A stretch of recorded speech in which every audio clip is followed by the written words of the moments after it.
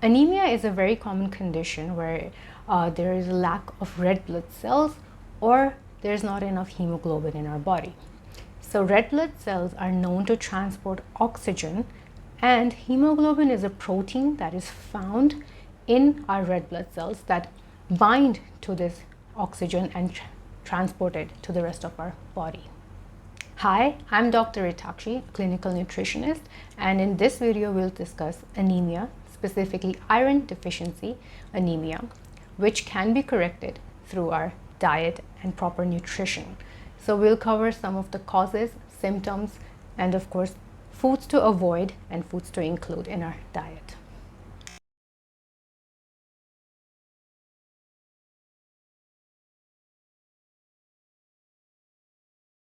So if you have iron deficiency anemia, you might encounter some symptoms which could include shortness of breath, fatigue. You feel lethargic and tired even when you do small amounts of activity. You'll have pale skin. You'll have chest pain sometimes. There could be irregular heartbeat.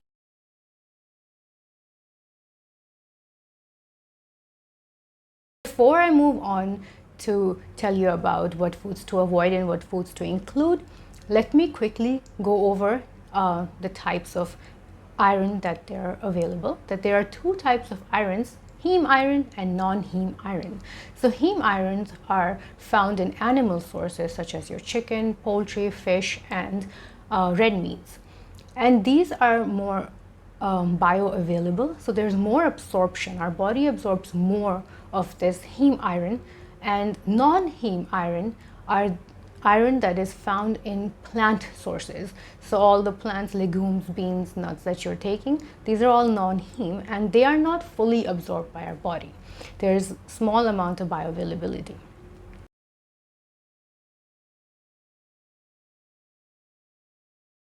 Now let's first start with what foods to avoid, because these could inhibit the absorption of the iron.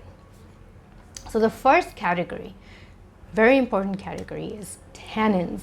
Now tannins are usually polyphenols which are good for your body, but not when you have anemia. When you're iron deficient, tannins can actually counter effect. They can inhibit the absorption of iron. We can have in a limited amount, or we can have them in a way where they don't affect the absorption of iron, which I will talk about in this video. So when the things that I'm about to talk about, make sure you don't have them with your meals or before or after 1 hour. So have a gap between consuming these things. So the first one, we would be talking about coffee and tea. Now coffee and tea are very high in tannin, so make sure you don't have coffee with your meals and have 1 hour of gap between your meal and a cup of coffee or tea. Also in this category, we would include fruit juices. Now fruit juices such as like apple juice, grape juice, or berries, these all have their tannins in their skin. So fruit juices usually people have it with the skin on, or if you buy it from the market, they don't remove the skin. So there are high levels of tannin in that. So make sure you don't have your juices around your meals. A very important category comes nuts, beans, legumes, and lentils. Now these are a very good source of iron, and a lot of vegetarians rely on this diet, on these foods, because yes, they are a very good source of iron, but they have very high levels of tannins, and nuts and legumes, they are very high in phytates. So now all these are inhibitors for iron absorption. So what we should do, how should we consume them? So we can consume them by soaking them, by cooking them properly, or by germinating. By germinating, like you can sprout them. Another very popular food would be chocolate or dark chocolate. Now dark chocolate is very high in tannins, and a lot of people would turn over to this to have a piece, you know, as a dessert or after their meals, but let's make sure to not have it right after your meal. It's going to not absorb the iron that you just had.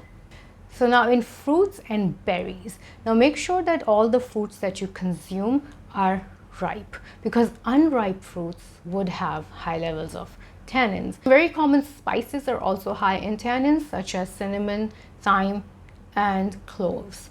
Also vanilla also has a lot of tannins. The second category that we should avoid taking with our iron-rich foods is calcium. Now, calcium sources include your milk, your yogurt, any dairy products such as cheese, paneer. So make sure not to have them with your iron-rich foods, because calcium inhibits the absorption of your iron levels. Also, when you're taking calcium supplements, don't take them with iron-rich foods. And if you're taking supplements for iron, then make sure you don't take it at the same time that you take your calcium supplements. So there are a few ways of increasing iron absorption. The first one is to include vitamin C rich foods. Now, vitamin C helps absorb the iron that you're taking from your food. So make sure you have your citrus fruits like oranges, you have your lemon juice with your iron-rich meals. And second, we can have that we mentioned before, soaking and cooking and germination. So soaking your beans, lentils, nuts, washing and cooking your legumes properly, and germinating your lentils. These are all going to get rid of the tannins and phytates that we mentioned before, and this way you can have more iron absorption in your body. Third thing that we can do is we can start using iron utensils. Now, if we have cookware that's made out of iron, this will be very effective in increasing your iron levels.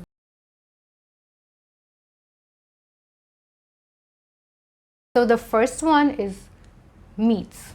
So when we are taking animal sources, we learned that we have heme, iron in them, and these are absorbed very well by our body, and there's a lot of bioavailability. So what we should choose lean meats such as chicken, fish, and poultry. Then we can also have red meat and liver. Now, these are actually very high in iron. You can also include eggs. Now let's discuss the non-heme iron, or like plant sources of iron. So the first one would be your green leafy vegetables, and these include spinach, mustard greens, and fenugreek leaves. So these are really high in iron, but make sure you cook them properly because they're high in phytates. And also include vitamin C with them. This is really going to absorb a lot of iron from these leaves. Second, we have fruits. Now, in fruits, we can have pomegranate, which is very good for anemia, good in iron deficient diet. And we can also have citrus fruits such as oranges, kiwis, grapefruits. Now, these are very good combination to have together as well, because it will vitamin C will increase the absorption of iron. Now, third, we have beetroot. Now, beetroot is a very good source of iron because it has iron, folate, and it has vitamin C all together in one. So folic acid we need because it forms more red blood cells. Vitamin C we need because it absorbs the iron. Next, we have nuts. Now, nuts are a very good source of iron, but like I said before, make sure to soak them before consuming them. Nuts have phytates in their skin, so it's better to, if you are having almonds, let's say, soak them overnight, and when you wake up in the morning, peel the skin and have the white part of your almond. So just like that, you can soak all kinds of nuts. You can soak your walnuts, you can soak your raisins, you can soak almonds, cashews, and so on. Next, we can have finger millet, or commonly known as ragi. Now, this is a very good source of iron, and you can have this as a good source of your carbohydrates as well. So if you make chapatis with it and have that with your vegetables, sabzis, then it's a very good source of iron. And it also has low amount of phytates. You can also have sesame seeds. Now sesame seeds can be eaten like soaked and then you use it in your cooking, or you can roast them, slightly roast them till they become a little brown, and then you can sprinkle them on your food, you can sprinkle them on your salads or your vegetables. More good sources of iron include dates, black raisins, and jaggery. Now I would say that you should eat these in a smaller amount because, as you know, they're high in sugar content. But if you feel like having something, or if you want to use it instead of sugar, these are very good options and they're high in levels of iron. So you can also make a juice made out of pomegranate, beetroot, spinach. You can include either jaggery or you can include few dates to sweeten your juice, and you can include lemon juice in it, and this is going to increase your iron levels very quickly. If you can also include for iron fortified foods. Now these are available in cereals, juices, and in India sometimes you can even find flour that is iron fortified.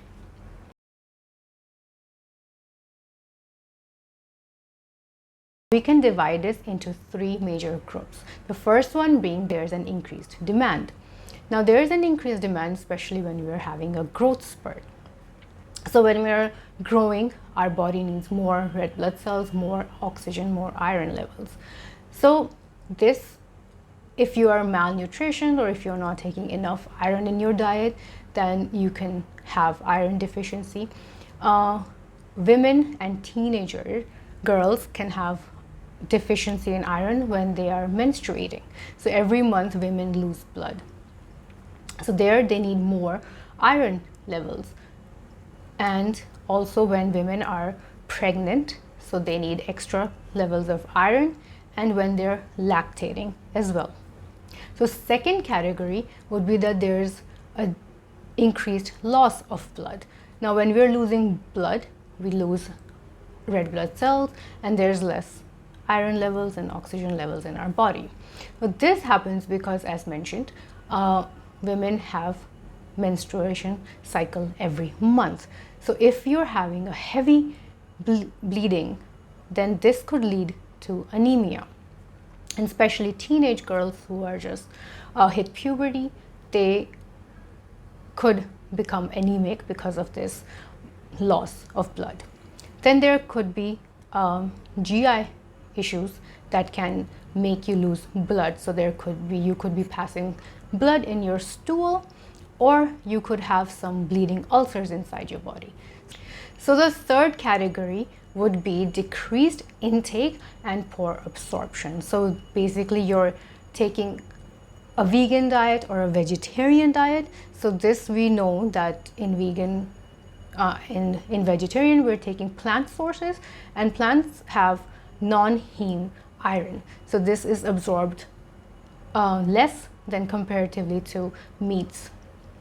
So this could be a cause of less intake of iron. And poor absorption can be because there could be, you could have issues like irritable bowel disorders, and this would include if you have ulcerative colitis, if you have Crohn's disease or celiac disease. In this, your gut is not able to absorb the iron that you're intaking. This was all about iron deficiency anemia. So if you think you have, or if you're already diagnosed with this, make sure to follow these dietary changes. And if it's very severe, make sure you closely are under observation and in touch with your healthcare provider, your doctor, your physician, and you're getting the treatment that you require, because everybody has different needs. If you found this video helpful, and if you have learned anything new from this video, please make sure to like this video, share this video, and subscribe to my channel for more videos like this. If you have any other topics that you want me to talk about, please leave that in comments as well, and I'll make a video on that. Thank you for joining in. I'll see you in the next one. Bye.